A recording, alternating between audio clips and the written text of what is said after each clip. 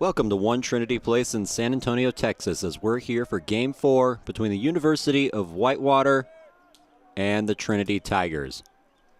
First pitch, strike one on the inside edge, and we're underway from San Antonio as Jackson Tier making his second start of the season.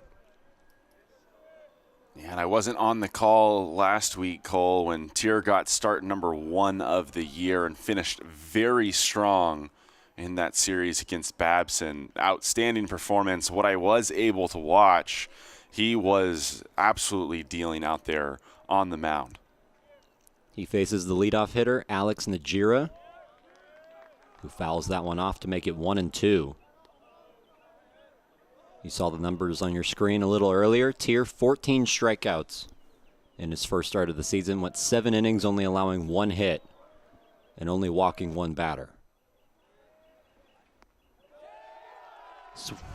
Locates it for strike 3. First K of the day for Jackson Tier, already down with the first batter. Picking up right where he left off. He rattled off those numbers from start number 1. Good enough for D3 Team of the Week. Also the reigning SCAC Pitcher of the Week. I think this is exactly what we're used to seeing out of Jackson Tier, a guy that comes in and throws a lot of strikes as he induces another swing and miss right here in at bat number 2.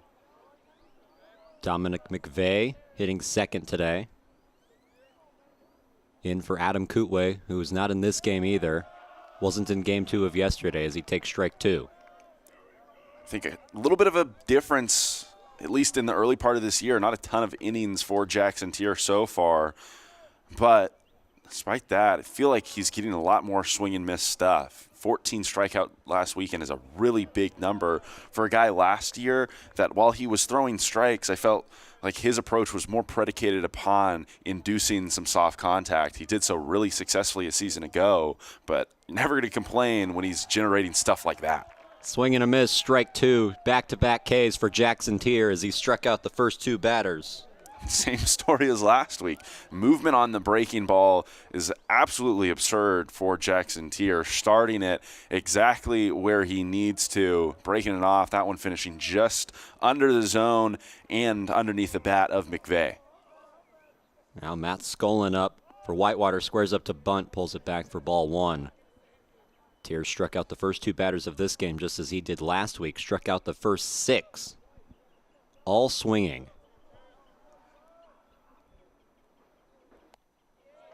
Locates that for strike 1, 1-1.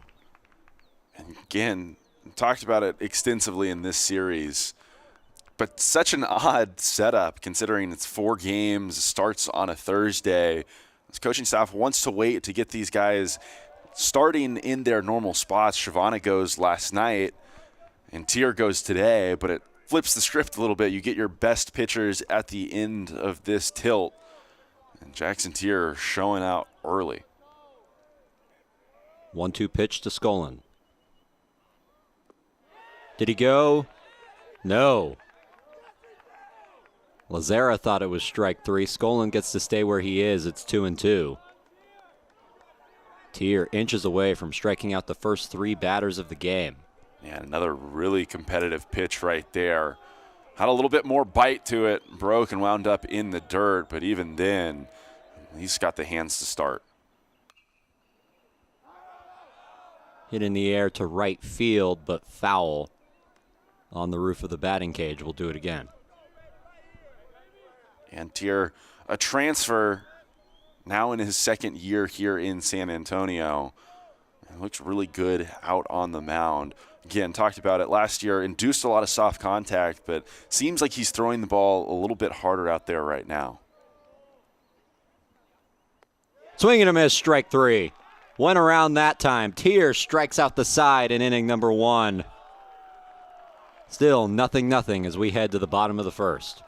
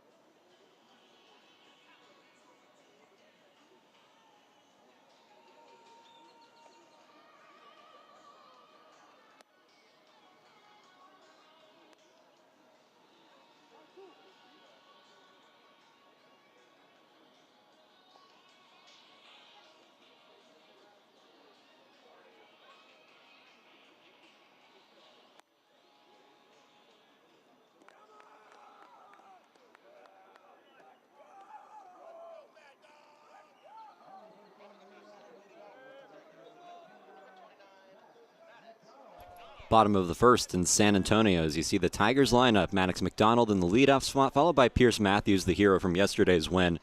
Then Nicholas Lazera doing the catching. Christian Holloway at third base. Brandon Nelson back at first. Colt Harris, Alex Monson doing the DHing. Baker at short. And Jack Peterson in the 9-hole at center field. And pitching for Whitewater, Eli Frank. Familiar face. He's played first base the last 3 games. Now the starting pitcher for the Warhawks. And in the batter's box, he's certainly hurt the Tigers this weekend with quite a bit of power in his bat. Imagine big 6'3" righty is going to have some nice velocity to finish out this series for the Warhawks. Frank made 16 appearances for the Warhawks last season. No starts, though. This is the first of his career. As he faces Maddox McDonald. There's strike 1.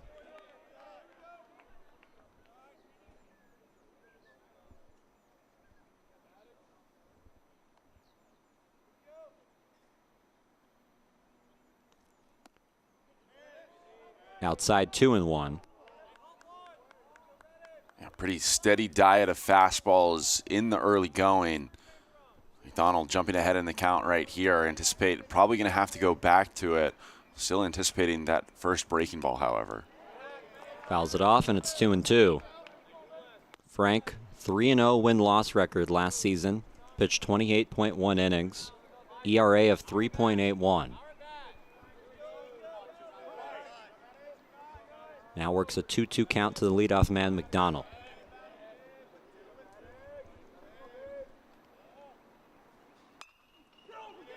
Grounded to first. And he'll take it himself for out number 1. Yeah, big, hard-throwing righty that only came out of the bullpen for the Warhawks a season ago. Guess not much of a surprise that he comes out, starts his day with 5 straight fastballs, a healthy diet to Maddox McDonald, who gets a nice piece of that one, but can't get it in the air and just sends it on over to first base. Nice play, a nice start to his outing for Eli Frank. Cooper Pease playing first base as Frank is on the mound. So he fires strike 1 to Pierce Matthews. Matthews hitting a grand slam in the bottom of the 7th to give the Tigers their first lead of the series. There's strike 2. Still 2 consecutive fastballs to start off this at-bat. That one outside part of the plate, but Frank getting the call up big time in this at-bat. See catcher Gordon setting up down and away. Anticipate maybe first breaking pitch of this. And there's strike 3. Matthews goes swinging, and there's 2 down in the inning. Not the location that Gordon wanted behind the plate. You see him down and away again on his set. This one running up and in. It was 2 pitches ago. It was a good spot right where Pierce Matthews likely would want it. A guy that's pulled a couple out to the strong side but can't catch up to that one in on his hands. Now the catcher Nick Lazera up to bat, hitting .333 on the season. As he fouls that off. Lazera has caught every game the Tigers have played. Part of that due to Matt McNaney breaking his wrist.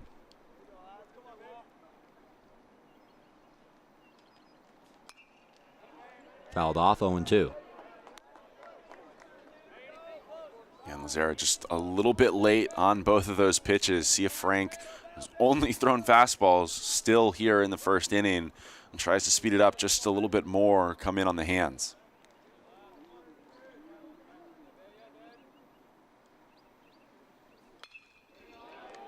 Hit in the air to right, and it finds the grass. Cut off in the outfield. Lazera stays at first. And a 2-out knock for Nick Lazera. And that one is a little bit further inside, at least compared to pitches number 1 and 2.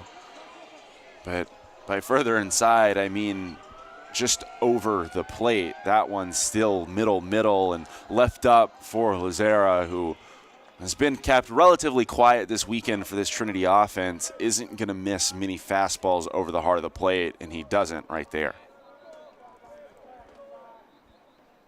It's now Christian Holloway up to bat, the cleanup hitter today. Hit a 2-run homer yesterday to make it 3-3 at the time. Whitewater would score the next 3 runs, make it 6-3, and then the Pierce Matthews grand slam giving them the 7-6 lead in an 8-7 victory, putting the Tigers in a position to split the series today. That's low and away, 2-0. And Lazara reaching. Frank pulling off a couple of consecutive pitches, missing away to Christian Holloway. You can see Gordon signaling, trying to get his pitcher back online, just finishing down the middle towards the plate. Strike called on the outside edge. And so far, that's looking like it'll be consistent. On the outside part of the plate, pretty close.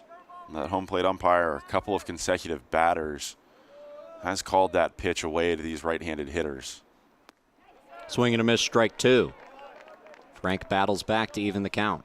It looks like it's changing even the complexion of this current at-bat. Holloway recognizing 2 consecutive pitches in a similar spot. Although that was the first breaking pitch from Frank.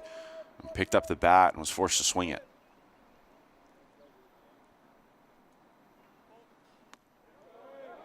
Good take by Holloway. Makes the count full.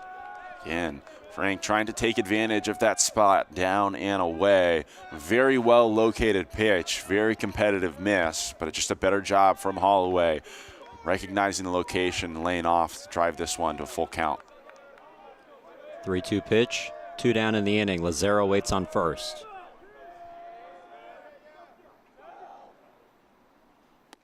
Swing and a miss, strike 3.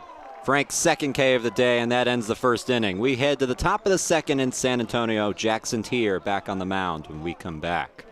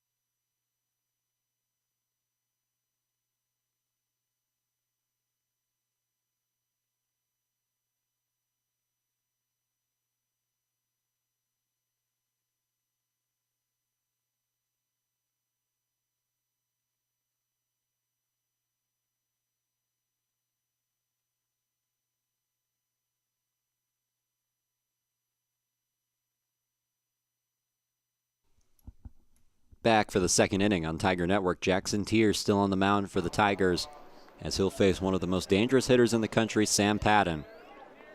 Patton already 2 homers in this series, both coming in game 1, but effective in other ways in the last 2 games.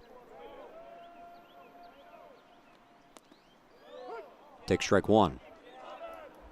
And Patton not too happy, recognizing Lazara unable to secure that one. Think he would have liked to see that call the ball down in the zone.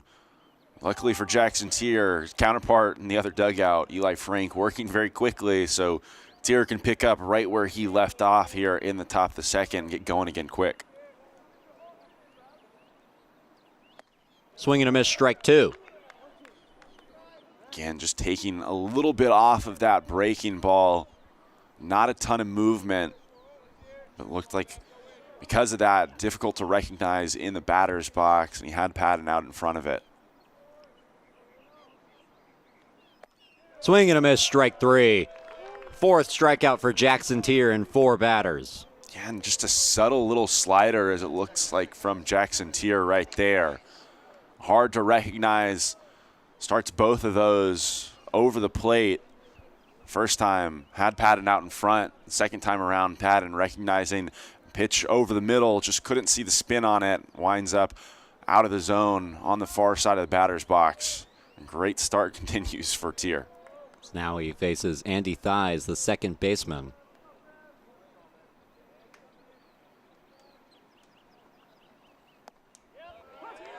Inside edge, strike one. Got a nice spot down and in to Thies right there. In game one, had a very, very nice showing. Swing and a miss, strike two. Tier missed on the first pitch, but quickly controls the count again. Doing just a great job operating down in the strike zone right now. That one looked like it was a two-seamer. It had some fade away from the left-handed hitter. Swing and a miss, strike three. Lazara has to throw to first to finish the job. 5 consecutive strikeouts for Jackson Tier to begin this game. But frankly, I don't think I've seen in all my days here on Tiger Network someone deal like Jackson Tier is dealing here today. I mean, same thing. To start this year really is the big story. 2 consecutive incredible beginnings to a couple of outings. Good beginning to this at-bat for Tier. Strike one on the outside edge to Cooper Pease. Playing first base, where Frank has been the last 3 games. Fouled off, strike two. You can probably hear it way ahead being called out from the Trinity dugout. 0-2 count again. It's just so dangerous here because he's putting everything right around the zone. Swing and a miss, strike three. Lazara throws to first. That ends the inning. Back-to-back games. Jackson Tier. 6 strikeouts to begin an outing. Bottom of the second coming up on Tiger Network.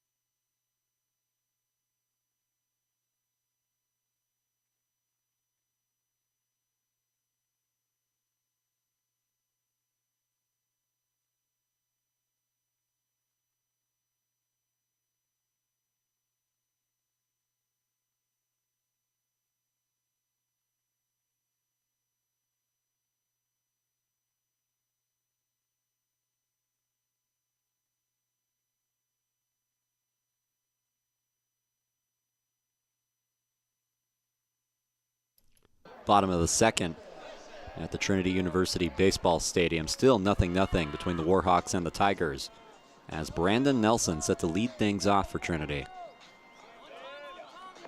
Nelson left yesterday's game with some kind of injury.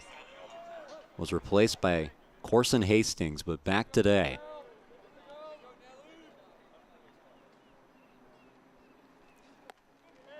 Strike one.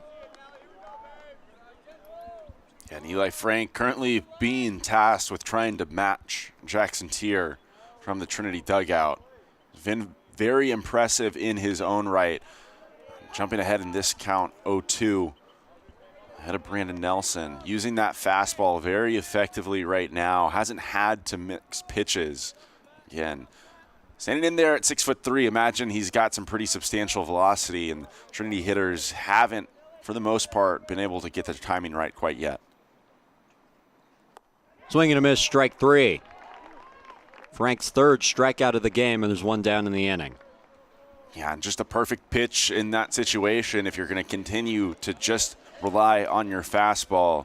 Jumping ahead 0-2, goes up and away from the left-handed hitter. A little easier to reach that fastball on the outside part of the plate, but when you combine it with the elevation, perfect eye level to induce the swing right there, but Nelson just couldn't catch up with that high one. Inside to the second baseman, Colt Harris. Harris beginning the rally that got the win for the Tigers yesterday. Finding a way to get on, then Baker followed, then Peterson followed. Pierce Matthews driving them all in at once. Hit in the air, and no play.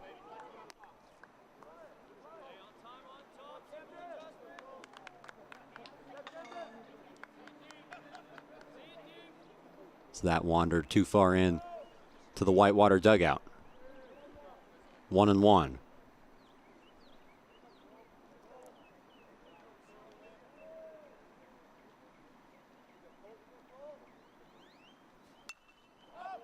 Hit in the air again. Same spot. And 1-2. Yeah, same result right there. Good job by Frank. Falls behind 1-0 in this at-bat after starting it off with a breaking ball, but it was back to 2 consecutive heaters up in the zone. Harris doing a nice job to at least fight him off, but still proving that Frank's velocity is maybe a little too much in the early going. Swing and a miss, strike 3. So Tier struck out all 6. Frank doing his best to catch up. That's 4 on the day. Yeah, and still a very odd mix of pitches that we've seen from Eli Frank.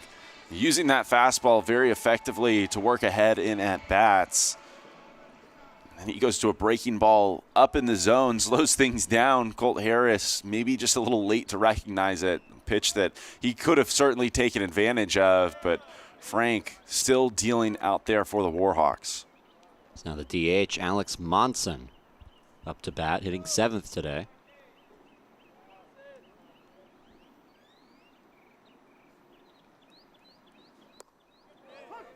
Strike called.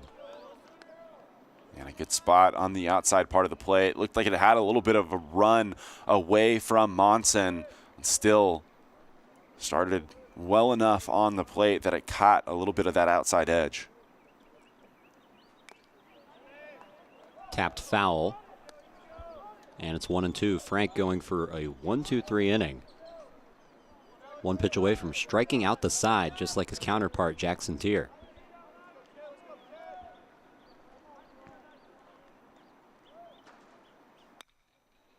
Grounded to third base, bobbled. Throw not in time. Monson reaches with 2 outs. And Monson making an adjustment in this at-bat, doing a nice job of just putting his foot down, get the timing right, and go the other way. A couple times that Frank, 2 left-handed hitters in this Trinity offense, has left some fastballs on the outside part of the plate. Lazare sending one back up the middle. Monson that time able to put one in play to the left side of the infield. It's resulted in Tiger base runners a couple of times as Frank hasn't been able to get the ball in on the hands of those lefty batters. Now Jack Baker, the shortstop, up to hit for the first time. Working with 2 outs and a runner on first. Monson reaching by way of the E5. Frazier unable to secure it at first. And it extends this inning. Baker takes strike 1.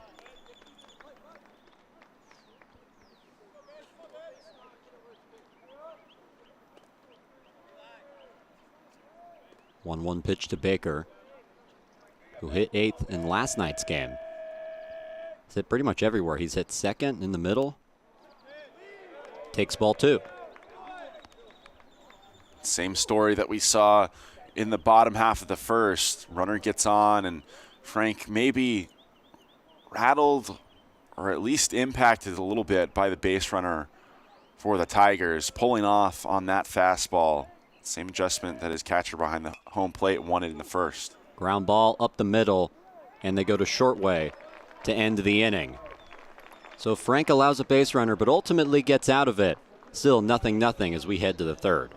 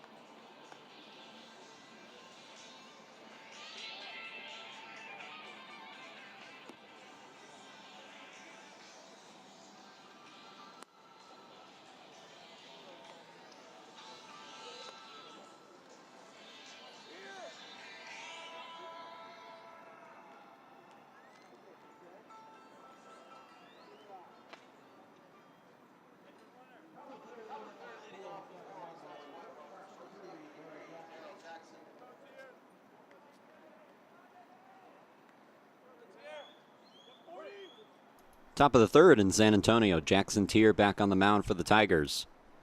Facing Daryl Jackson. Hit up the middle. Baker in time for out number one. So not a strikeout, but still retires the first 7 Warhawks. Jackson trying to take advantage of a pitch in the strike zone to start off that at-bat. Understanding that it's been a tall task for the Warhawk lineup to this point.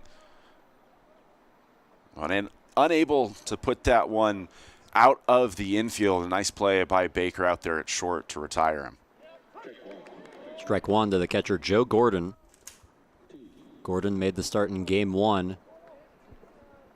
Did not make any starts in the last 2 games. Whitewater using 3 different catchers in this 4-game set. Good morning, ladies and gentlemen.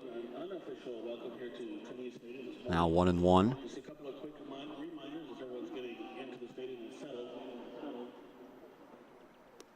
Please, number 1 for And 2-1, as there is a PA announcement of some kind in the background. I have never heard this in the middle of the game before. I think it's a track meet in the Trinity Multipurpose Stadium that's scheduled for noon. So if there are any of you watching at home wondering why we have 9 a.m. baseball here in San Antonio and 2 events not allowed to conflict, a lot of foul balls that have wound up on the track in previous years, trying to avoid any incidents of that nature. Tier locates that last pitch, so it's 2-2.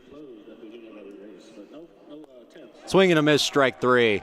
7 strikeouts in 3 innings for Jackson Tier. Continuing to use that slider very effectively, starting it right over the middle of the plate. Great run, both left and right, and a little bit of vertical drop. Combination of the two, just a little bit too much for these Warhawk hitters at the moment, not even able to fight it off to live and see another pitch. Bennett Frazier waves at that one. Frazier, the 9-hole hitter today, as he has been for 2 of the previous 3 games. Playing at third. Take strike 2. Just seems like it's difficult for these Warhawk hitters to get ahead on Jackson Tier. Yeah, and I mean, again, they've at least been willing to swing the bat as they do so again right there. Tier going a little quick with the tempo. I think he caught Frazier a little off guard. Swings through that one, but really no chance as he had to just make the quick adjustment and try and put the barrel on the baseball. But again, Warhawks really struggling to do so. 8 strikeouts on 9 batters for Jackson Tears. We head to the bottom of the third in San Antonio. 10 o'clock field events. The 10 o'clock field events, which include the javelin, men and women to follow, and the shot put with women and men to follow. We're about a half an hour out before the beginning of your event. Those listed that I just called off, the 10 o'clock field events, men and women javelin and women and men shot put. You should start making your way over to your designated field event area. Once again, about 20-25 minutes to rear events begin.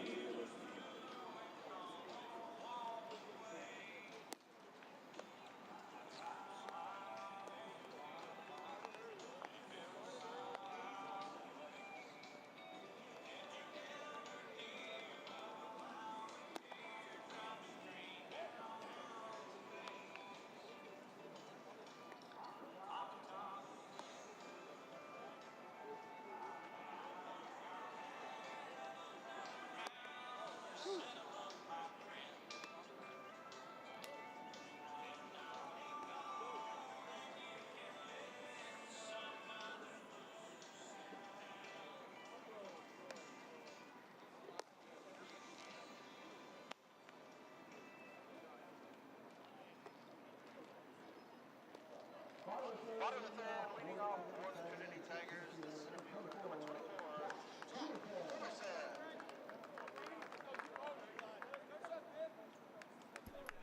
Bottom of the third in San Antonio, Texas. As Jack Peterson, the 9-hole hitter, set to lead off this inning for the Tigers. Hitting .400 on the year, 4 RBIs on his season. Strike called. At the elbow. Frank, after being unable to spot one in on the hands of a lefty in those first 2 innings and paying the price for it just a little bit, does a nice job starting Peterson off on the inside. Ball outside, 1-1.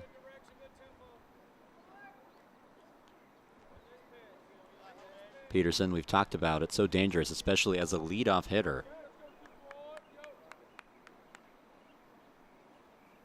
So it's outside, 2-1. Bunt singles if he gets on. Probably not at first base for very long. Takes second base a lot.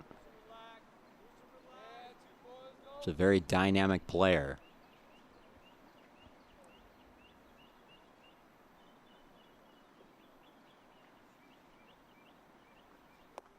Swing and a miss, strike 2. Trying to take advantage of that fastball on the outside part of the plate. Maybe a little bit too far off the plate. Felt like maybe a little out in front of that one.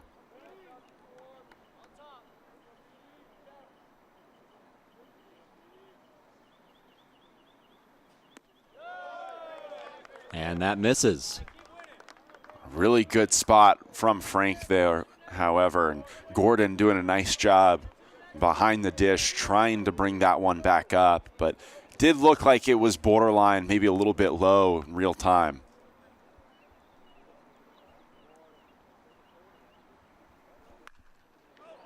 Hit in the air. To right. Back at the wall. It's gone! Jack Peterson, his 3rd home run of the year, gives the Tigers the 1-0 lead. Just as soon as you talk about it, Cole, a dynamic player in this Trinity lineup. He shows you everything he's got. We talked about the speed and the work in center field. Big 6'3" lefty bat for this Trinity offense, and a real luxury when you can throw him into that 9 spot. He can get on base, wreak some havoc, but he can also just send it out on his own. It was one of those balls that just carried. I was waiting for it to fall. That wind blowing directly into center field. As Jack Peterson, now your new Trinity home run leader with 3 on the season, all of them coming in the last game of a series. Now the leadoff man, Maddox McDonald, up, working with a 1-0 lead, still nobody out. Fouls that off, 1-1. McDonald in the leadoff spot where he's been for every game but the last one. 6 of 7 on the season. Strike called. And Frank going to that breaking ball, which we haven't seen a ton. It's a nice job. He locates it right there. Nice tail outside part of the plate, and has McDonald looking at it. Swing and a miss, strike 3. Ball in the dirt. Gordon finishes the job, and there's one down in the inning. Pretty good sequence right there. Threw that breaking ball a couple of consecutive offerings. Starts that one down and away. Just great break on it. Has McDonald out in front after he falls behind in the at-bat. Is just forced to swing it. And great execution from Frank on that pitch. Now Pierce Matthews up with one down and nobody on. As he takes ball 1. Matthews struck out the first time he was up. Trying to avoid that. Frank already with 5 strikeouts in his first 2.1 innings of work.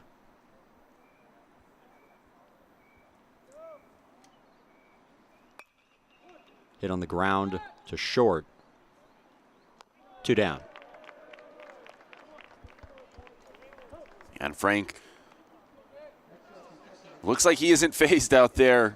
Jack Peterson got a lot of that baseball, but you're right. Felt like that one was going to get down so often. We've seen it drop in over the head of those outfielders in the past 4 games. That one just kept on carrying out of here. Nice response, coming back, retiring number 1 and 2 hitters in this Trinity offense, trying to limit the damage here in the bottom of the 3rd. It's now Nick Lazera up for the second time today.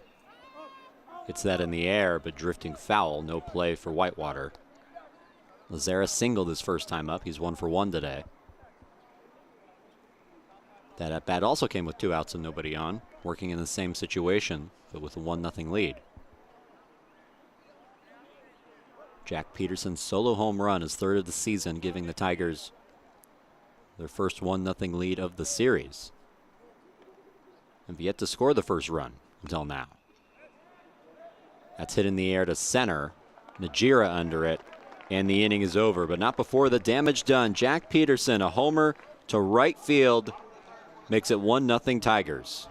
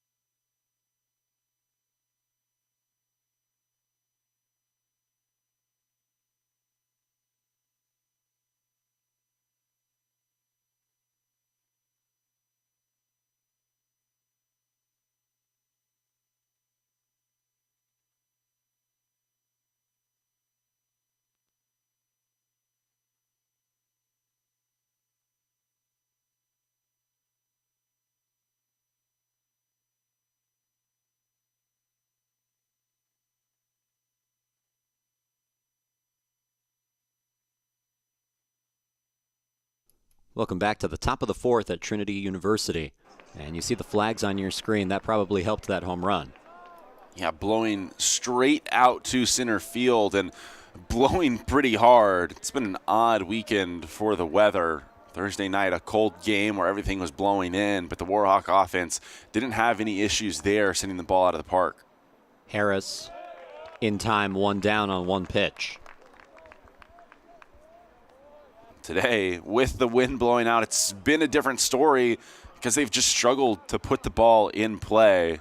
And Jira back to the top of the order for the Warhawks, showing a similar approach. It was Jackson who swung at a first pitch in the top of the 3rd, put it in play. couple of ground outs, but have to like that approach better than the strikeouts that have plagued the rest of this Warhawk offense. Now working against Dominic McVeigh, takes strike 2. And once again, these Whitewater hitters just not able to get ahead. Tier just isn't missing the zone very much. Yeah, just really need to shorten up the bats right now. Be content with putting something in play as you see another long swing. Strike 3. Dominic McVeigh goes down 9 Ks for Jackson Tier. 9 Ks and almost all of them swinging. Another of that variety right there. Breaking ball had McVeigh out in front. Gets the job done. Jackson Tier continuing to operate quickly, and probably more than anything, considering he's thrown a lot of strikeouts, he's not worked the count full very often. He's operating very efficiently. There's 38 total pitches, and he's almost through a full 4 with now 8 Ks, 9 Ks. Working against Matt Skolin. Takes that one in the dirt to even the count at 1-1. Skolin 0 for 1 today. I think you can guess what he did the last time he was up. Struck out swinging, though not very common for him. .355 hitter last season. Takes strike 2 on the inside edge. Yeah, that's a spot that's been called to right-handed hitters. Sometimes you see it change when a lefty steps into the batter's box, but not that time. Home plate umpire remaining consistent with his zone, and Tier able to spot it. Swing and a miss, strike 3. Lazara finishes the job. 10 Ks for Jackson Tier. He's through 4 innings. We head to the bottom of the 4th from San Antonio.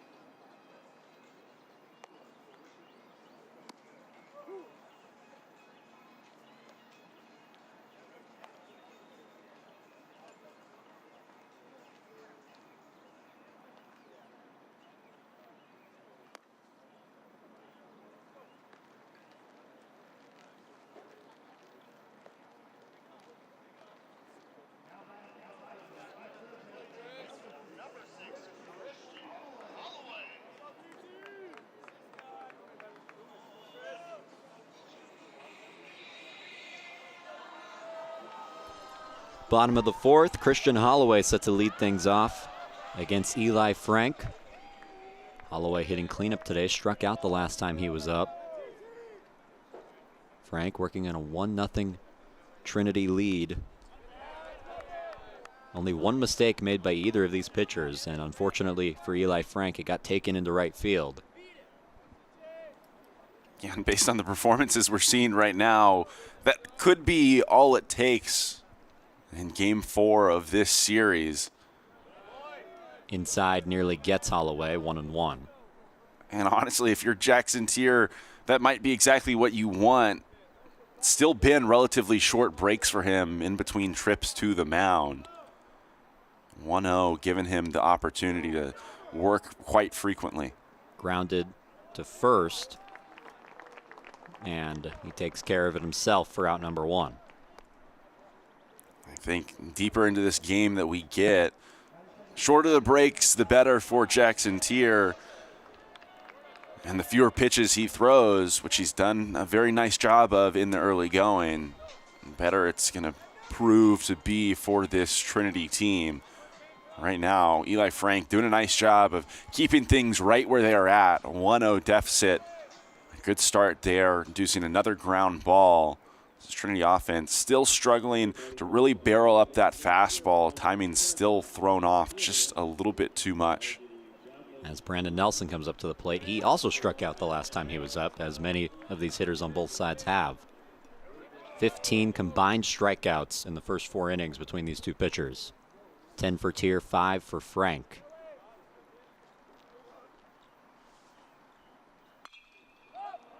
Hit in the air to left center. And Najira makes the catch for out number 2. But so far in this inning, Frank pitching to contact, that's something I talked to Coach Von Lynch about, saying he wants his pitchers to do that more. They had, I believe, the 19th best strikeout to walk ratio in Division III last season, but not up there in ERA, 4.6. And he said, well, what we didn't have in ERA, we certainly made up for in strikeouts. But wanting his pitchers to pitch more to contact, get some easy outs, go deeper into games, and Frank doing that so far. Yeah, I mean, it's a weird mix of things, Cole. You have a lot of arms that throw really hard, like this Warhawk staff does, and I think they want to overwhelm guys. And very frequently, when you're trying to overthrow the baseball, you can miss outside the zone. So that's fouled off into the Whitewater dugout. Colt Harris up for the second time. And if you're missing, not able to throw strikes, the answer, more often than not, is just trying to put something over the plate. And even with great velocity, if you're throwing middle, there's a lot of guys at this level that can make you pay. Trying to not overwhelm hitters sometimes is the answer. Allow them to put it in play, but spotting with a little less velocity on the corners, top of the zone and bottom of the zone can be very, very successful. That's located for strike 2 on Harris. 2 down, nobody on for the Tigers. 1-2 pitch.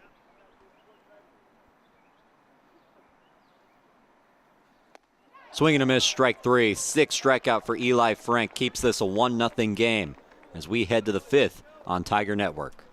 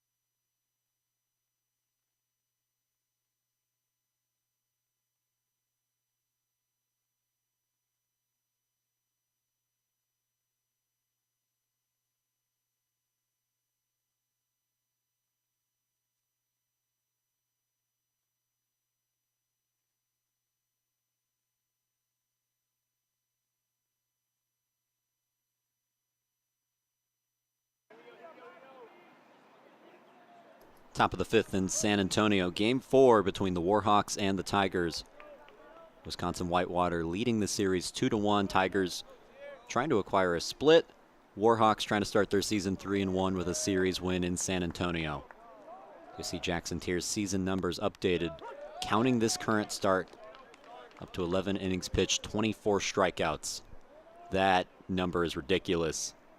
And the whip of .18 facing Sam Patton for the second time today. Yeah, some pretty gaudy video game-like numbers for Jackson Tier to start this 2024 campaign. Showing no signs of slowing down right now. Grounded foul makes it 1-2. Again, don't have it in front of us, but would certainly like to know how many at-bats he's gotten ahead. 1-2. Feels like it's been almost every single one of them. In the dirt. Good take by Patton to even the count. Yeah, great understanding from Patton right there. Just recognizing what Tier has been going with in his sequence, getting ahead, more often than not going to that breaking ball. And does so again right there. Not the same kind of bite on it. Didn't wind up down on the ground like the last offering. Because of that, he's at least able to foul that one off down the third base foul line. Sam Patton a tough out. OBP of 533. But he waves at that one the second time he struck out. Lazara has to apply the tag. And that is the 11th strikeout for Jackson Tier. Had to work a little bit harder for that one. Patton, nice job in the box, extending that at bat a little bit longer, making Jackson Tier deal a couple more times right there, but same result that we're getting used to. Fouled off by Andy Thies, 0 for 1 today. And Luke, you can probably guess what he did. Another strikeout. Tier with 11 strikeouts on the day, 10 of them swinging. So that's low to even the count at 1-1. You know, it's amazing what he's doing today because of who he's doing it against. You saw the offensive output from Whitewater, 14 runs in game 1, 21 runs in game 1 yesterday as Thies takes strike 2. This is a different offense that Jackson Tier's doing this against. Yeah, and we talked about it. It's especially difficult to come into a series when the bats have already gotten hot.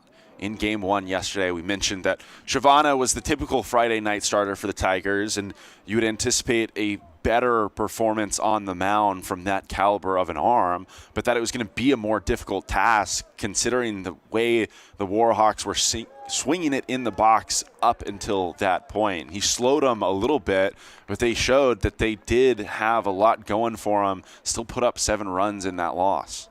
Tier in a full count. Swing and a miss, strike 3. Gets it to a 3-ball count, doesn't matter. The 12th strikeout for Jackson Tier. Yeah, and just continuing to locate. Put in a spot where he was really pressured right there and dialed in, pumped something fastball, bottom part of the plate, was able to blow it by Thies. That's fouled off. And Cooper Peace. Peace 0 for 1 today, also struck out.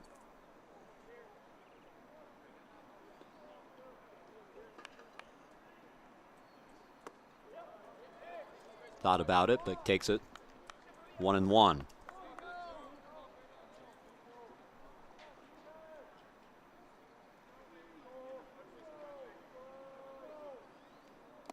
Swing and a miss, strike 2. Think about how good this Whitewater offense was. We talked about the runs they put up already in this series. 355 hitting as a team, as that's low for ball 2. That was the 3rd best collective batting average in the country last season. Grounded to Baker. Throw not in time.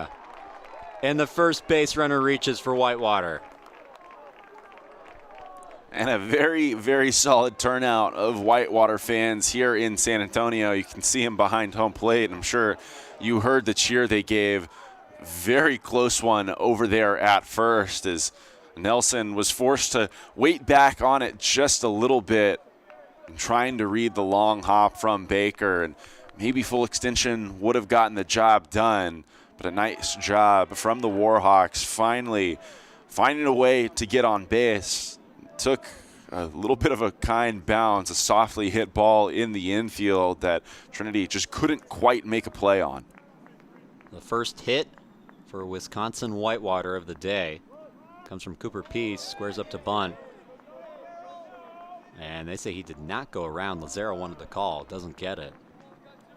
Brings the count to 1-1 as Daryl Jackson is up. The only Warhawk who was not struck out today. Grounded it to short the last time he was up.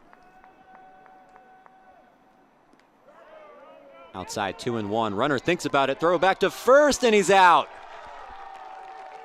A base running mistake from Wisconsin-Whitewater erases the only guy they had on, as that is the end of the top of the fifth. 1-0 Tigers as we head to the bottom frame.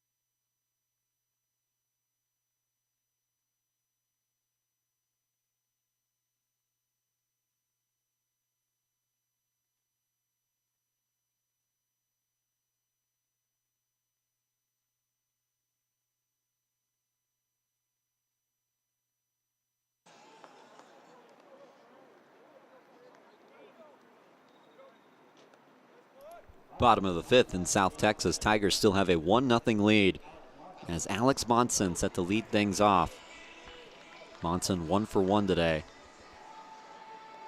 Reached on a base hit.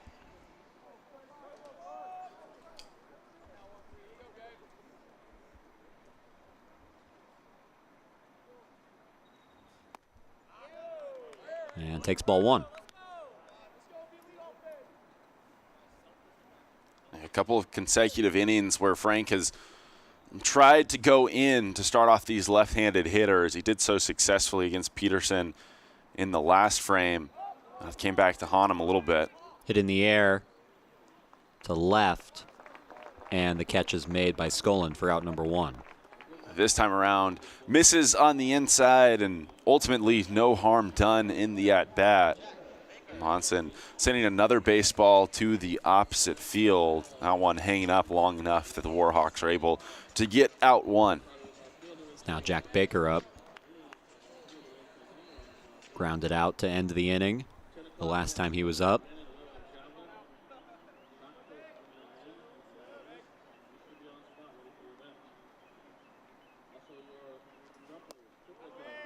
Strike one down the chute. You know, we're talking about Coach Vodenlund saying that that at Whitewater, they want pitchers to be more committed to pitching than to strikeouts, to going deeper and longer into games. That's strike two. Well, that reminds us a lot of something Coach Smith told us earlier in the year. He was saying that last year, the ERA dropping down from a 6.29 in 2022 to 3.44 last season. That was because pitchers committed more to pitching, so it shows you the power that that mindset can have. Yeah, and I mean, that Trinity staff really flipped the script. It's a program known for its offensive prowess and changed things up a little bit last year. They were great in their bullpen. All the arms on the staff had an outstanding season. And Tier one of those guys carrying over, continuing that performance in this 2024 campaign. Talked a lot about this Trinity staff so far, but got to tip your hat to Eli Frank, who's having an outstanding performance in his own right, being overshadowed maybe just a hair, but still holding a very high-powered Trinity offense, just one run. 2-2 pitch to Baker. Swing and a miss, strike 3. The 7th strikeout for Eli Frank in 5 innings. Yeah, almost threw 5 full to this point. Takes just a little bit off of that one to get Baker out in front. Very, very enticing location. Down, but still right over the heart of the plate. Good job to record out 2, and 1 out closer to sending the Warhawks back up to the plate. As now the man who did the damage up to bat for the Tigers takes strike 1, Jack Peterson. The only run of the game, a solo home run of his 3rd of the year. He mentioned all 3 of his home runs coming in Game 3 in this 2024 campaign, but that does mean last weekend, Game 3, I should say the final game, featured 2 of them. Not going to get one here, however. As Peterson grounds out to end the inning, a quick 1-2-3 for Frank and the Warhawks, still a 1-0 Tiger lead as we head to the 6th.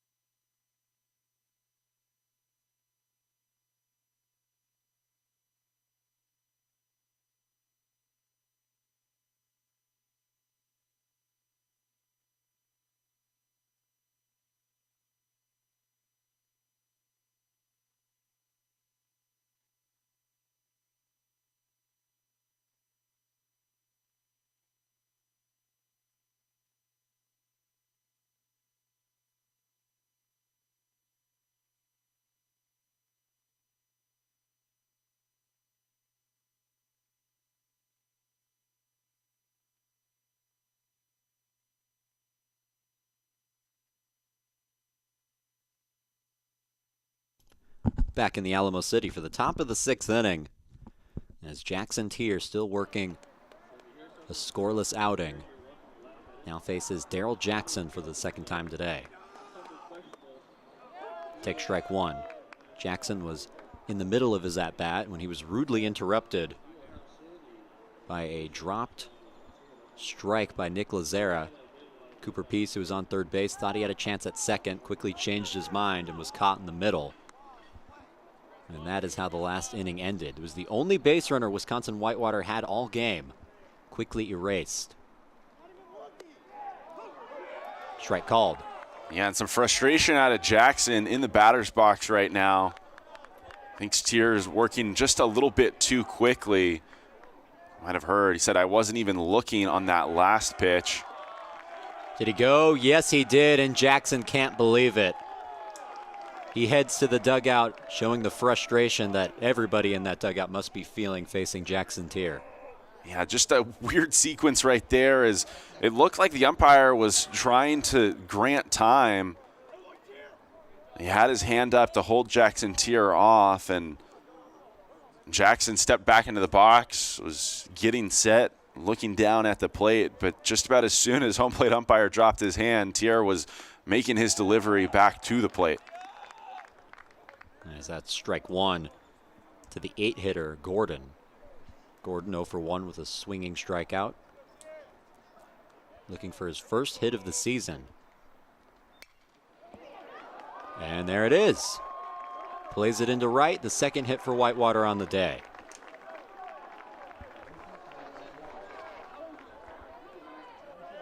lot of strikes from Jackson Tier.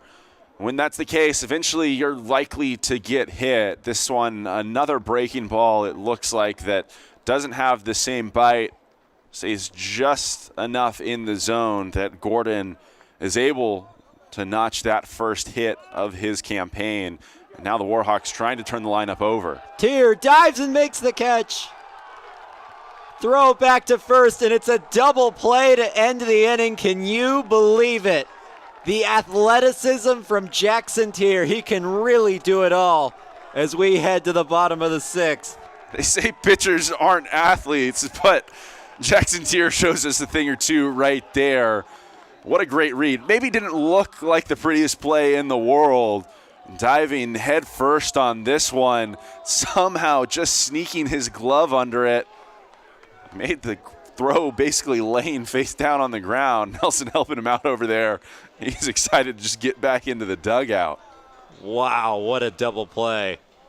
Jackson Tier lays out, showing the athleticism, fielding his position. Double play ends the inning as we head to the bottom of the sixth.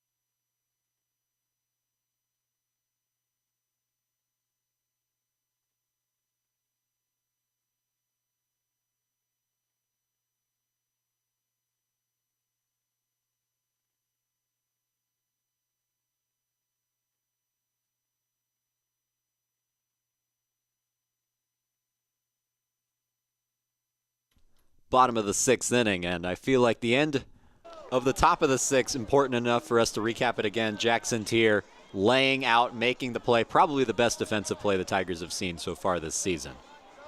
Yeah, it's early on still, but it's going to be a difficult one to top. And dives, lays out full extension for that one. Not only that, able to pick the runner off at first base for the double play. And gets the Trinity bats going here. McDonald jumps down a bunt and reaches. Pretty good bunt. I thought Whitewater had him. Ump makes the call. McDonald safe at first with a bunt single. Yeah, McDonald showing some real speed right here. Seen it from the Warhawks a couple times this weekend. The late flash of the barrel. You see this alternate angle. Certainly got down the base path, got down that line on the inside part. Warhawks coaching staff going to come out, talk with the umpire very briefly. I don't know what the conversation was. The umpires on the field won't meet. But McDonald certainly on the inside of the base paths. The throw was clean despite that, so not much to argue there. Just very narrowly able to beat it out. Now Pierce Matthews up, working with a runner on first. Nobody out. They'll check on him as McDonald backs safely. I think a lot of frustration coming from that Whitewater dugout, boiling over. Some frustration with the officiating. We saw it with Daryl Jackson during his at-bat.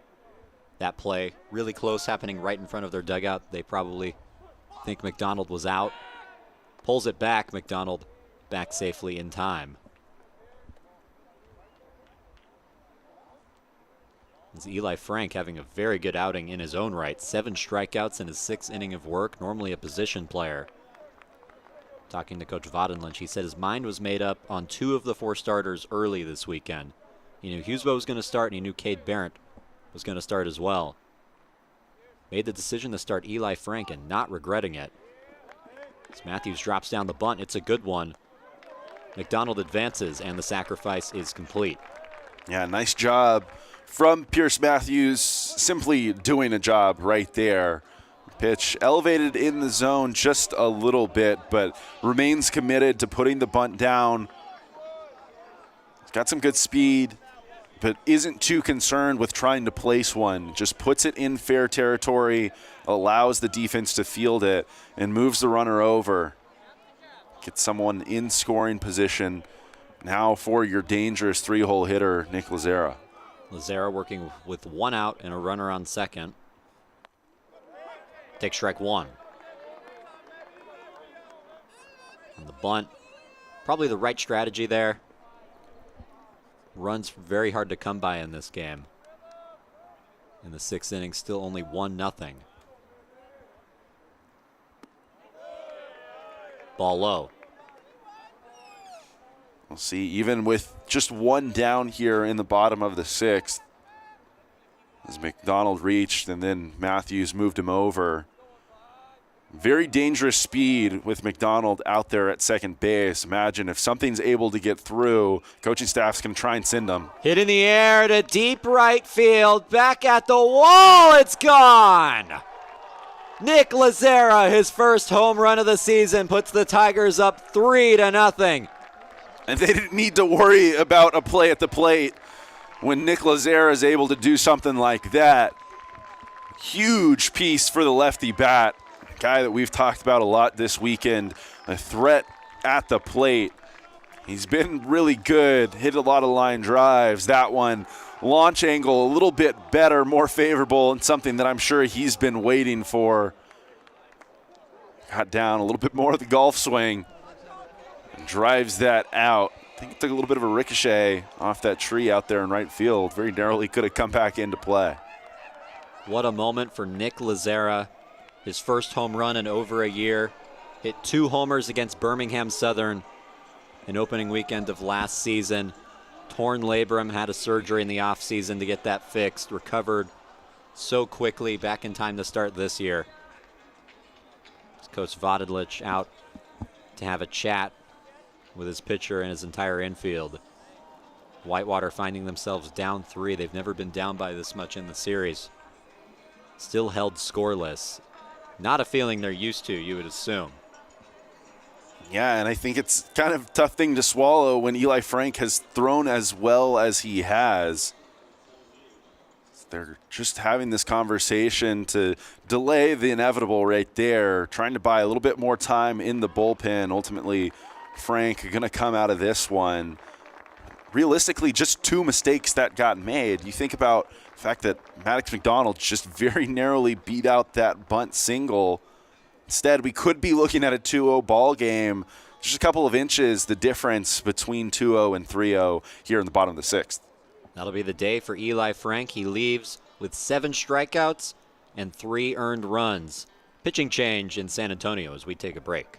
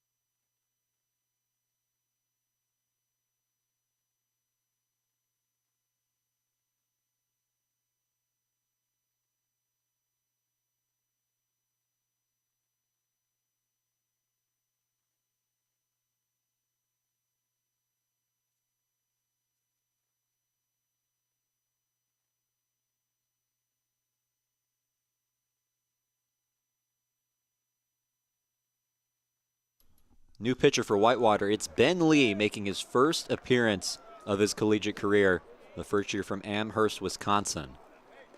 And he'll face the cleanup hitter, Christian Holloway, with nobody on base and one down in the inning.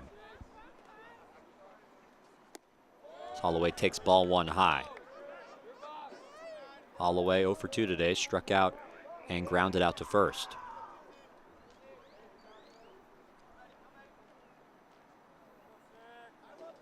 Ben Lee, one of many first year for Wisconsin Whitewater, making their first appearance, particularly out of this bullpen that's seen so many.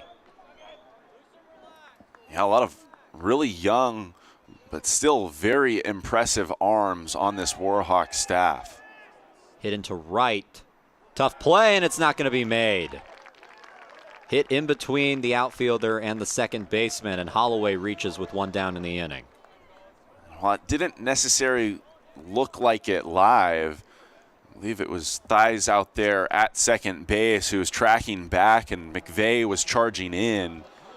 Thies really never giving up on this ball, and doesn't look like the right fielder called him off. Don't know if that impacted his ability to come in and crash confidently, trying to avoid a collision. But I think one way or another, that one looked like it would have gotten down. Either way, it brings up Brandon Nelson. Ripped to right, it falls.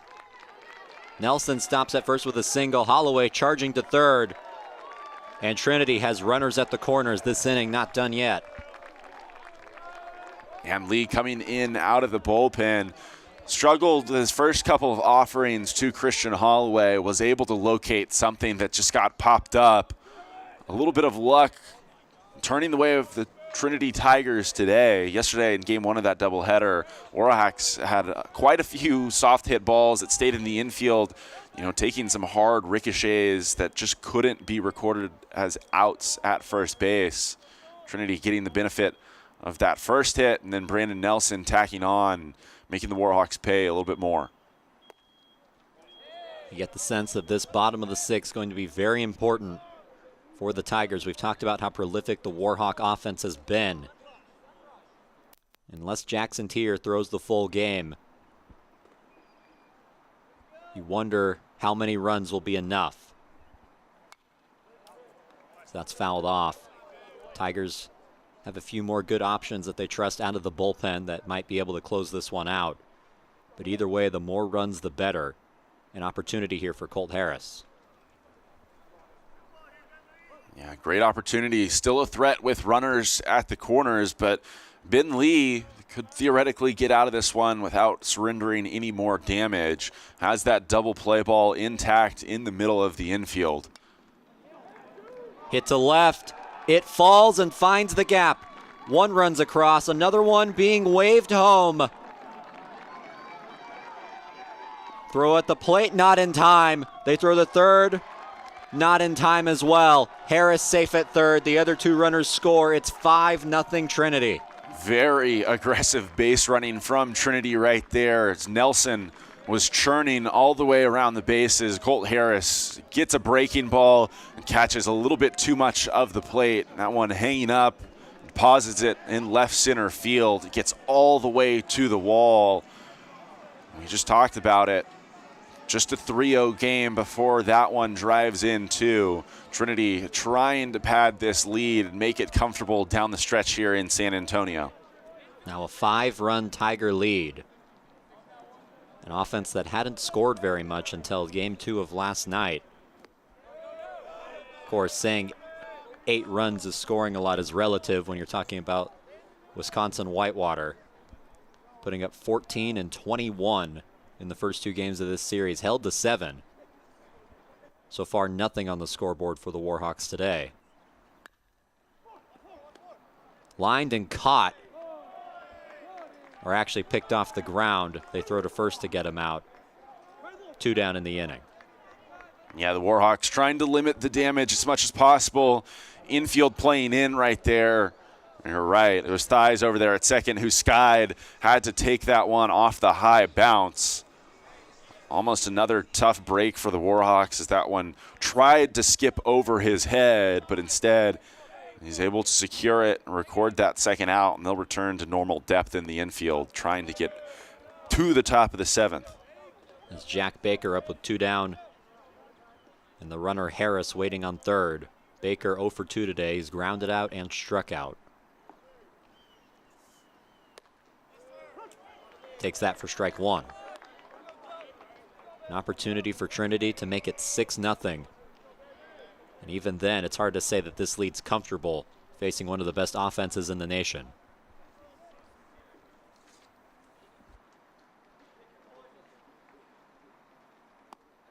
Outside 2-1. You talk about a lead being comfortable or not. I think Jackson Tier has certainly been dealing today, but 4 spot here in the bottom of the 6th. It's his longest break. Hit to center, and it falls. Harris scores. Baker safe at first. 6-0 Trinity. That one just getting down in front of Alex Najera, who was crashing really, really hard. Playing pretty straight up out there in center field with the flags blowing back. Has to respect the power in this Trinity offense and couldn't quite get there. You think about the strategy in the outfield, so different than what we've seen in the previous 3 games. I was talking to Ty Preston about this yesterday, how shallow they were playing in center field. Different case today with the wind blowing directly out. Baker at first, Jack Peterson up to hit now. Scored the first run of this game by way of a solo homer. Grounded out to first the next time he was up. That's fouled off, 1-1. So far a 5-run inning for the Tigers. This game was 1-0 for quite some time. Trinity's opened it up, getting starter Eli Frank out of the game. He was responsible for 3 of these runs. Ball in the dirt. Good job by Gordon to keep it in front of him. Yeah, Baker over there at first has some nice wheels. 2 outs. Wouldn't be shocked to see him go. It's a nice job reading that one in the secondary, recognizing that Gordon kept it right in front of the plate. Fouled off, and it evens the count at 2 apiece. As somebody running onto the field. Couldn't tell who it was. It looked like they came from the Tiger bullpen.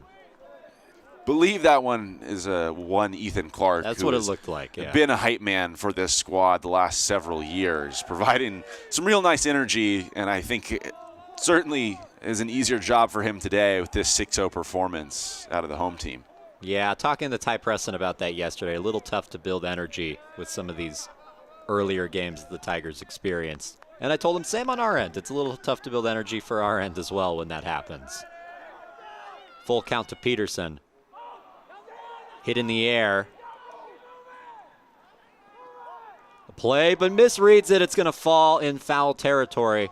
So Peterson gets another chance. There were 3 black jerseys there, all with an opportunity, but nobody comes down with it. Yeah, and fortunately for both sides, really, right here, the Warhawks do have an opportunity to get out of the inning. The way this one was drifting, it very nearly wound up in fair territory. And with 2 down, Baker was likely moving pretty hard around the bases, and I think he would have come in to score. Instead, both sides will have the opportunity to redo things. Lee operating this 3-2 count. Just before that last offering, is getting some encouragement. Gordon behind home plate, trying to pump up the young pitcher to get the Warhawks off the field. Talk about the wind today. You saw that ball moving as it even came down into the frame. Impacted its playability. Throw to first, not in time, and we'll have to wait on this full count pitch a little longer. You would assume Baker going to be on the move once again. 2 down and a full count. Ball 4, and he loses Peterson. And we've talked about it all weekend. There's really no breaks in this Trinity offense. Peterson, having already left the yard here today, can't afford to give him anything over the heart of the plate. maybe trying to paint it a little bit too much on the bottom half of the zone. He misses low, puts another runner on, and extends this inning for the Tigers. As Maddox McDonald takes strike one. Quick note on that last at-bat, that's the first walk in this game total by either pitching staff. Both of them have done so well today.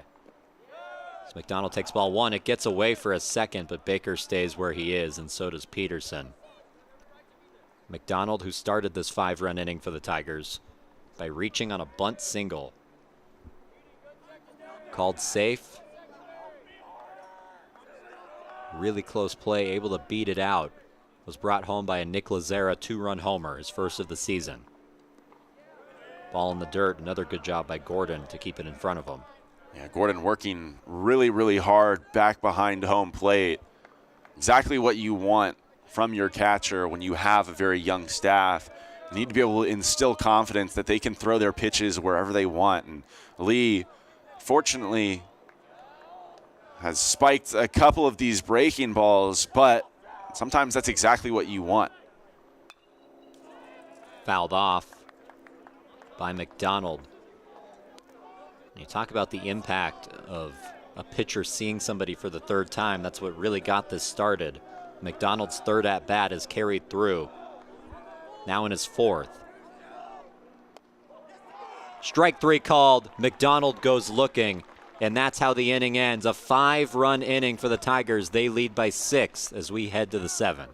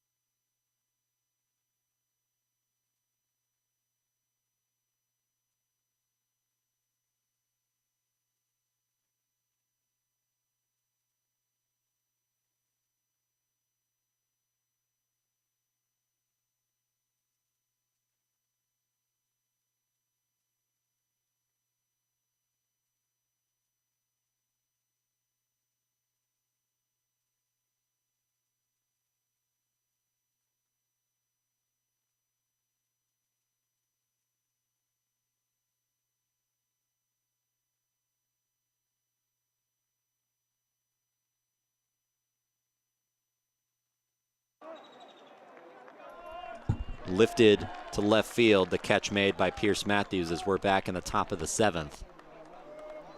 Jackson Tier in his 7th inning of work, now working with a 6-0 lead. As you see the ERA on your screen, a season ERA of 0 has still not allowed a run on the year as he faces Dominic McVeigh, the number 2 hitter. We talked about pitchers being in their 3rd time through last inning. Tier now working the 3rd time through this Wisconsin-Whitewater lineup. We'll see if they see him a little better and get better results because of it. And we'll see if he's as sharp as he was before that long bottom of the 6th. Looks like it right now as he jumps ahead in this count 1-2 yet again.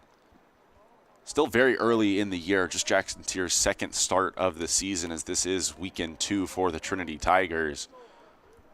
I have to wonder how long he's going to go. Now with a big 6-run advantage, maybe extends his leash just a little bit as he's probably continuing to work that pitch count up in the beginning part of the year. Strike 3 gets him looking. McVeigh down on strikes for the 3rd time today. The 14th strikeout for Jackson Tier in back-to-back outings. Just excellent sequencing again from Jackson Tier, jumping ahead in that at-bat. And then he's able to freeze McVeigh with that final pitch. I'm seeing a little bit of a run on that fastball at times. Starts that last one on the outside part of the plate. Runs back in just enough to catch the outside edge against the right-handed hitter. And you're right, Jackson Tier matching that strikeout total from last weekend. 14 in both starts in 2024. Hit in the air to left, back at the wall, it's gone. Matt Skolin puts Whitewater on the board, a solo homer, and it's 6-1. Skolin making a notch in that ERA. First run tallied against Jackson Tier here in 2024. This one hit the opposite direction. Again, proving how much the wind is blowing here in San Antonio. Throws his hands out there, gets the barrel extended, and just sneaks it over the wall. Just to the right of that cutout. You hit that one maybe 10 more feet to the left. I don't think it gets out of the ballpark. Just perfectly located, and the Warhawks find themselves on the board because of it. Now Sam Patton gets to hit in this inning. That's the first time that 4 at-bats have occurred in an inning. You think about the base runners that have been reached. Both of them erased one way or another. First run comes across for Whitewater by way of a Skolin home run. He had struck out his previous 2 times. There's a swing and a miss there for Sam Patton, who's also struck out swinging his previous 2 times. Working with 2 down, nobody on, the first run across for the Warhawks. Pitch away. It evens the count at 2-2. And Tier pulling off a little bit on that pitch. Continuing to go to that breaking ball when he's ahead in the counts. Did he go? No. And Patton works a full count. Patton, again, working a nice at-bat here, recognizing those patterns, anticipating a breaking ball a couple of consecutive times. That one a little more difficult to lay off of, but he does and drives the count full. There's strike 3, gets him looking to end the inning. Tier only 83 pitches on the day as we head to the bottom of the 7th, 6-1 Tigers.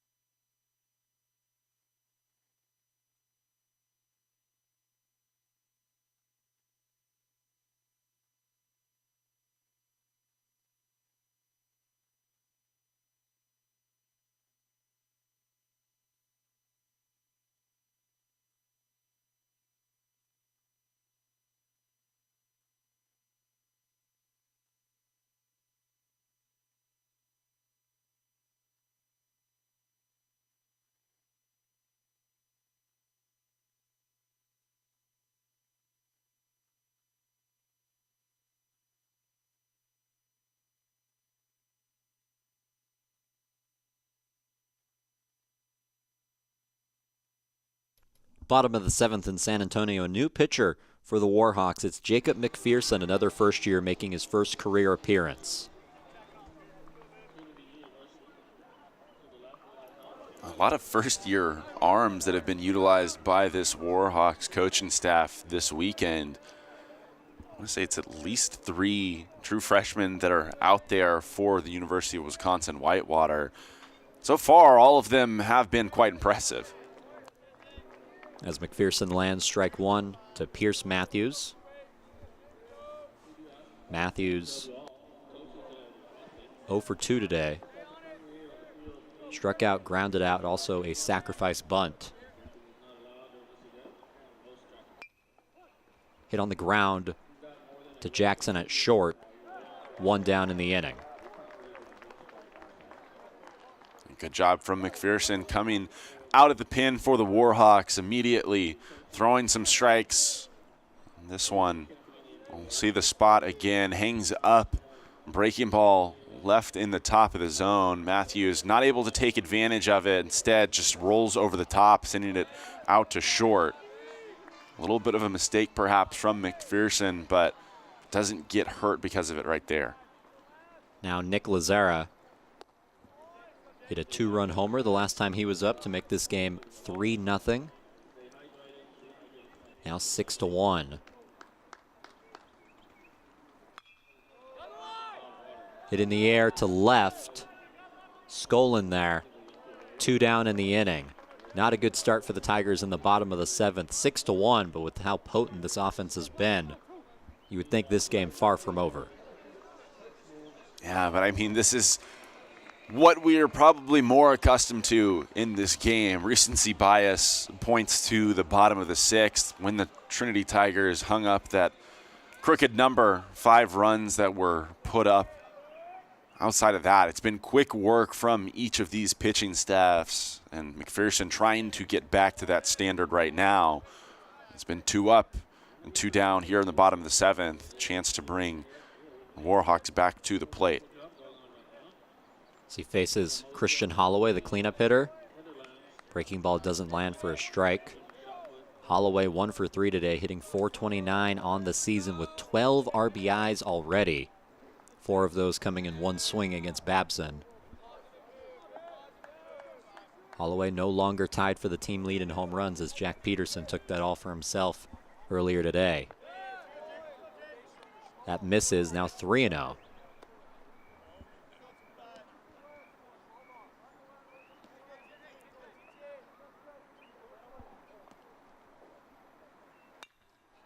Grounded to second. And a 1-2-3 inning for Whitewater. They hold the deficit at 6-1 Tigers as we head to the 8th.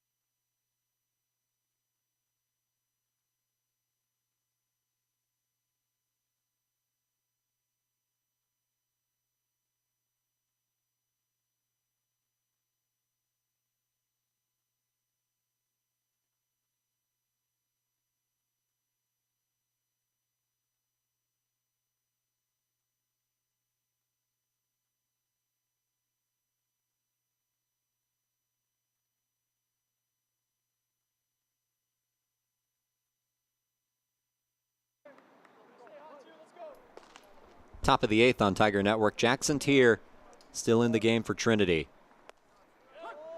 as he throws strike 1. Some defensive changes for the Tigers. Christian Holloway substituted defensively for Kai Tinker. Tinker now in the game at third base. And a new hitter, pinch hitter for the Warhawks, Jackson Coing.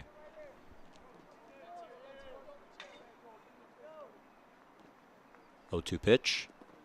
Did he go? No. Check swing holds up, and it's 1-2. Yeah, tough task checking into the game as a freshman. Getting at bat here against Jackson Tier when he is having a career-type day, absolutely on, starting the hands and getting another swing and miss over the top right there. Swing and a miss, strike 3 from Koenig. That is the 16th strikeout for Jackson Tier on the day in his 8th inning of work. Yeah, this Warhawks coaching staff trying to throw something at Jackson Tier to make him flinch, but so far the righty for the Tigers is throwing punch after punch, and pretty much all of them are landing. As that lands, strike 1. There is some action in the Tiger bullpen ready if needed, but based on that last at-bat, they might have to sit there for a little bit, as that's fouled off 0-2. I imagine, unless there's truthfully a hard cutoff for Jackson Tier. And again, just his second outing of the season. He's up to 87 pitches. So he's getting close to the triple-digit mark. 89, 90 pitches on our scoreboard here on Tiger Network. Now facing Cooper Pease. Pease, one of the only Whitewater hitters with a hit, and not going to get it there. Goes down looking. The 17th strikeout for Jackson Tier, and I can't believe I just said that. I can't believe it either. I'm sitting here watching it, and I remain stunned as Jackson Tier has absolutely everything working. He simply hasn't missed a beat today. Whitewater able to tag a run on the board in the last half inning, but even that one, a little bit of a result of the weather. Nice job of just putting one in play, which they've largely struggled to do here on this beautiful Saturday morning. But the one time they put something up in the air, it carried a little bit in that jet stream and left the park. As now another pinch hitter for Whitewater, Cade Honkamp, faces Jackson Tier for the first time, 2 down in the 8th inning. You know, you have to double check me on this. I believe the record for strikeouts in a game is 21 for Trinity. So Jackson would have to strike out all 4 batters. But I think still within the realm of possibility as he gets another one there. Lazara throws to first to finish the inning. 18 strikeouts for Jackson Tier as we head to the bottom of the 8th on Tiger Network. 6-1, Trinity with the lead in Game 4.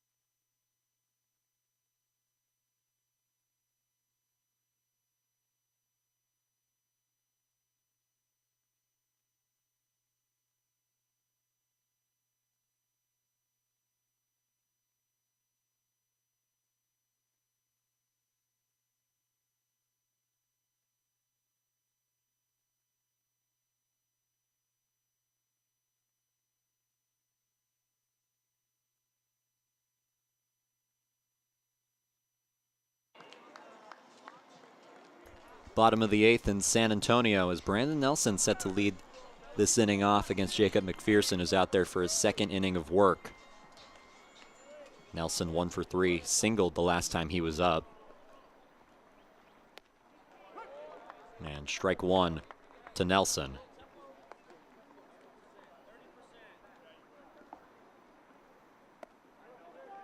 Outside 1-1. We'll see. One crooked frame, the big difference this morning in San Antonio. Nelson sees that looping breaking ball fall into the zone. Inside on his hands just a little bit. Trying to find a way to scratch some more runs across, but very close to the finish line here at Trinity University. Not sure that anyone in that dugout would mind just a couple hitters up to the plate offensively. Obviously want to see these guys get some hits, but Jackson Tier, the other side, defensively, from a pitching perspective, has been just newsworthy at the end of the day and can cap this one off if the Tiger bats can't get going one way or another. Tier, the reigning SCAC pitcher of the year and SCAC pitcher of the week. As Nelson works that to a full count. And if he won it last week, I think it's pretty safe to say he's going to win it this week. Yeah, already outstanding performance in opening weekend of play. It was the 14 strikeouts that really jump off the page. Hard to imagine that he was going to improve here this weekend, but that's exactly what has happened so far. 8 innings of work, 18 strikeouts. As you see Ethan Clark in the screen again, making some appearances. Full count to Brandon Nelson.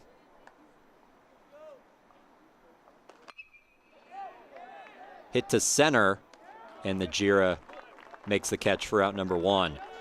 But in our little room that we call these games from, I track strikeouts for the pitchers so I can say, strike 3, that's the 7th strikeout for so-and-so. And last time Jackson Tier threw, I had this little box where I tracked the strikeouts, and at 12 I was running out of space. So today I have this little notepad that I'm scoring the game on, and I'm keeping track of strikeouts, and now I'm running out of space on that. So I think next time I'm just going to get a piece of paper for him and turn it sideways, and that should give me room for, I think, all 27 outs, just to be safe. In theory, it should. But so far, Jackson Tier making adjustments himself out there on the mound, trying to screw you over just a little bit, Cole. I don't think you're going to complain about it, but he'll find a way to make you run out of room yet again if you were to do so. It's Colt Harris up to bat. Harris 1 for 2, doubled, and eventually scored. Struck out the other 2 times he was up. Nobody out, 1 down in the bottom of the 8th. Tigers trying to extend a 6-1 lead. Fouled off 2-2. We talk about Jackson Tier's Tiger career, so impressive these last 2 weeks. Not too sure if we were going to get another no-hitter. Threw one last season, a game you were on against Austin College. Inside nearly gets him, and they say it does. So Harris will take first base. Yeah, that one tight on the inside. Couldn't see Colt Harris's back shoulder from this angle on home plate. Home plate umpire pretty assured that that one did get the jersey of Harris, who didn't take off rather quickly, was standing in the box. I'm sure he wanted the opportunity to hit here in the bottom of the 8th inning. But Tigers not going to deny the opportunity for base runners. Skied to left, Skolin underneath, 2 down in the inning. You know, Colt Harris got hit by a pitch in the Winter World Series inter-squad scrimmage that the Tigers do every year. And he starts heading to first base, and the umpire says, no, you didn't get hit by the pitch. Harris just turns around, shows him his hand, and the umpire says, oh, okay, take your base. As we'll have a chat that will potentially turn into a change. We'll have to see. He makes the signal, and he does. That'll be the day for Jacob McPherson, a pitching change in the bottom of the 8th in San Antonio. 6-1, Tigers.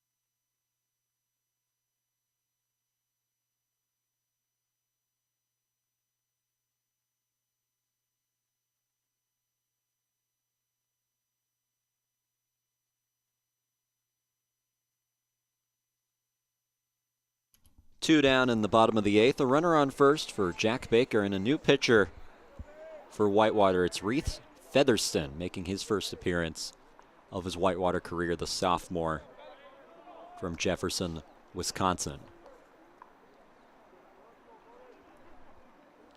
Baker, his 4th at bat, 1 for 2. Singled the last time he was up. Takes that 2-0. Working with 2 down and Colt Harris on first base.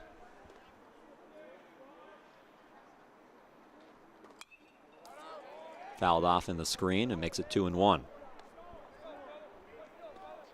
So we received some confirmation about the historic nature of Jackson Tier's performance today. This is the most strikeouts a Trinity pitcher has had since 2004. That was 19. Ball high, 3-1. The record is 21. That was accomplished in 1966.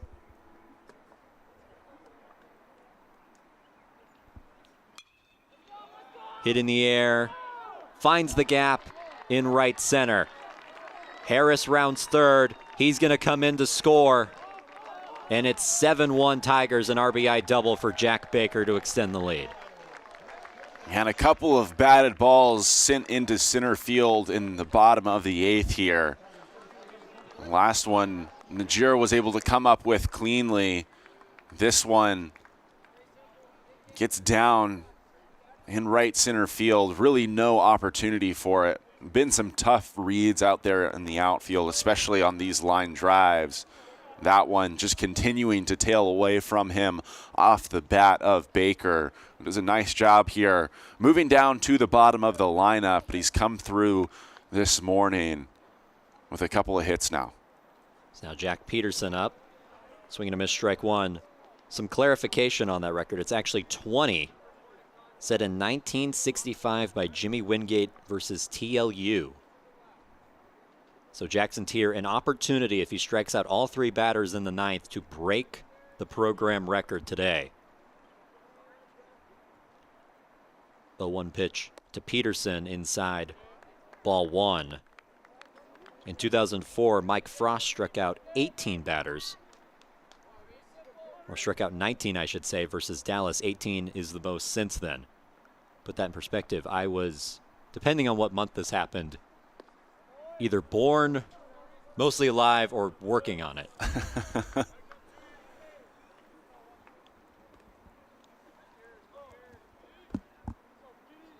It's Peterson working a 2-1 count. Takes ball 3. But even if Jackson Tier doesn't break the record today, what a historic performance by Tier. Definitely the SCAC pitcher of the week. You would say the early heavy betting favorite to be SCAC pitcher of the year at this point. Yeah, I mean, through 25 or so innings at this point, I guess lower than that, a little less than 20 at this point, to have 30-plus strikeouts is a very, very impressive feat. There's been a lot more baseball played by a lot of teams around the country, but I imagine that he's still well up the leaderboard in the strikeout category after this morning's affair. As Peterson takes ball 4, he heads to first base. Baker still waits on second, and that'll flip the lineup. Tigers adding a run, making it 7-1 as Diego Gomez comes out for a bat, and he will hit. Gomez, the pinch hitter, subbing in for Maddox McDonald. Gomez pinch hit already in this series. Got his first career hit last weekend against Babson. It was a double in the gap. Now working with an RBI opportunity, 2 down in the inning. Trying to extend the Tiger lead.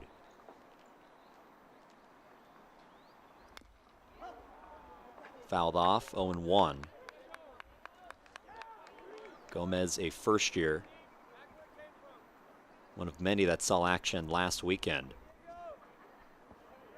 Between games 1 and 3, which were won by Trinity pretty handily, And then game 2, which got out of hand the other way at one point. Tigers able to come back with a lot of these guys pinch hitting. It's now 0-2 to Gomez. 2 down in the inning, 2 runners on for the Tigers. Good take.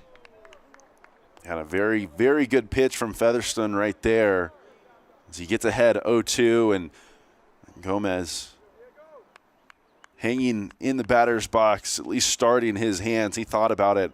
Watch that breaking ball into the dirt, though. Good job of laying off. Hit into left, it finds the gap. That's going to score at least one. Baker comes in. Peterson to follow.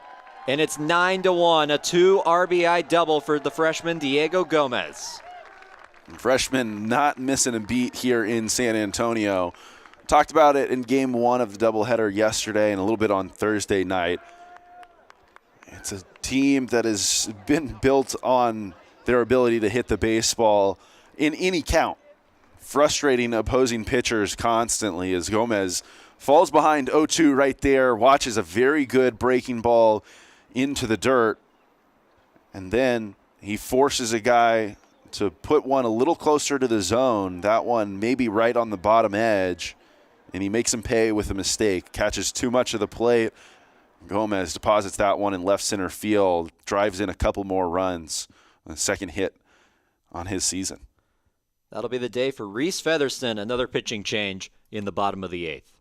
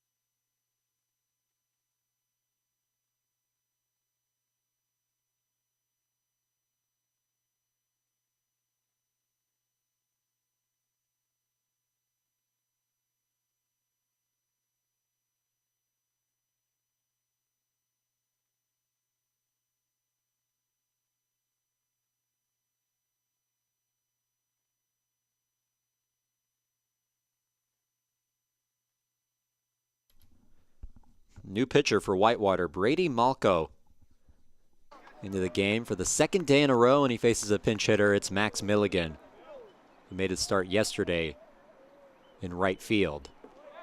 As that one's yanked to the backstop, throw to third in time.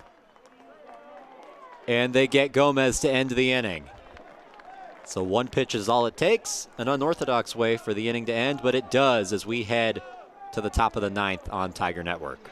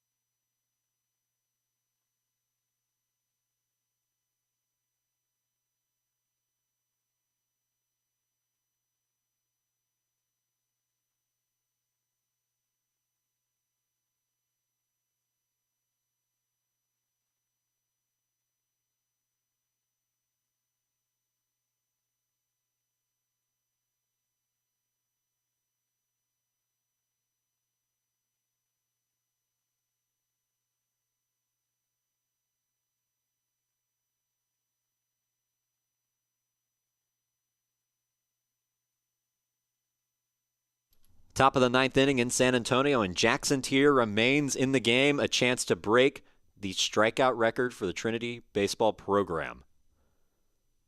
His first pitch, strike one, a swing and a miss from Wyatt Hansen, a Texas native from New Braunfels, just about half an hour away from here. Hit to center and a base hit. Hansen aboard with nobody out, as that is the third base runner Whitewater has had all day. Tier coming out here, continuing to just throw strikes. Another breaking ball that maybe doesn't get that horizontal break. Catches a little bit too much of the heart of the zone. Didn't get it on the outside edge the way he wanted to, but still 3 outs to get. Probably the most important thing after that at-bat. Can strike out all 3 batters and break the record. Misses low, it's 2-0. Tier nearly 100 pitches, 99 with that last one, as he faces Austin Wessel.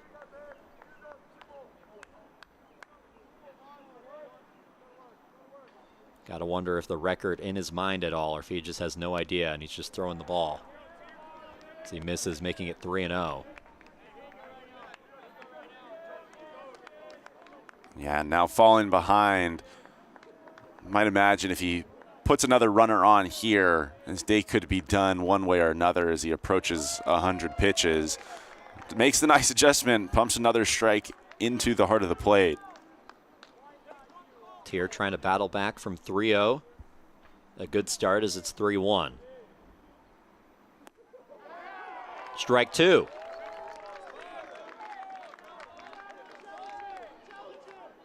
It's the spot that's been talked about a lot this weekend, very consistently called. That one right on the edge, but he gets the benefit of the doubt. He gets him looking, strike 3. That's 19 for Tier, the most since 2004. And what a way to do it. Falling behind 3-0 in the at-bat, comes all the way back, gets him looking with another fantastic breaking ball that hangs over the inside part of the plate. Grounded to first. Takes it himself, and that eliminates the possibility to break the record with 2 down in the ninth, but can still tie it with a strikeout on this at-bat. Yeah, unfortunate for him right there. Calling for his catcher, Lazera, to come out and have a little bit of a conversation. Not entirely sure what this will be about, but had an opportunity to maybe get out of that one. Brandon Nelson has played very well defensively over at first base. Thought about trying to go to second for 2. Just didn't have the angle wisely. Kept the baseball himself, took it over to first, and Tier can still get to that 20 strikeout mark. Misses ball 1. Will Mikulski up for Whitewater. 2 down, a runner on second.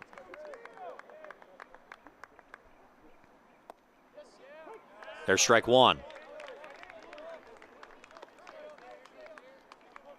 Tigers 1 out away from salvaging a sweep in this series. We're outscored 35-5 in the first 2 games. To get out of this 5-2 with the split, impressive to say the least, as that misses for ball 2. Tier maybe laboring a little bit at this point, overthrowing that one as he misses it, pulls off a little wide to the left. Swing and a miss, strike 2. But now he needs just one more to get across the finish line. And he could, with this next one, hit that 20 strikeout mark. This pitch for 20 to tie history.